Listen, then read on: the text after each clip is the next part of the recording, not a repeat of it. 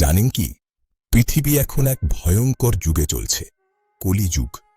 কিন্তু এই অন্ধকার যুগ কবে শেষ হবে? পুরাণ অনুযায়ী সময় 4 যুগে বিভক্ত: সত্য, ত্রেতা, দাপর আর কলি।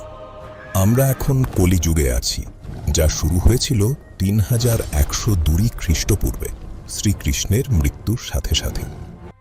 ভাগবত পুরাণ বলছে কলিযুগে দেখা যাবে এই লক্ষণ: মানুষের আয়ু কমে যাবে, ধর্ম দুর্বল হবে, মিথ্যা বাড়বে, প্রকৃতি ধ্বংস হবে, আর শাসকরা হবে অন্যায়কারী। চিনতে পারছেন কি আজকের পৃথিবী? কিন্তু আসল চমক, কলিযুগের মোট দৈর্ঘ্য 4,32,000 বছর। আমরা পার করেছি মাত্র 5,127 বছর। বাকি আছে আরও 4,26,873 বছর। তবে শেষে আসবে এক অলৌকিক ঘটনা। সম্ভল গ্রামে জন্ম নেবেন কল্কি অবতার। সাদা ঘোড়ায় চড়ে, জ্বলন্ত তরবারি হাতে তিনি ধ্বংস করবেন অধর্ম।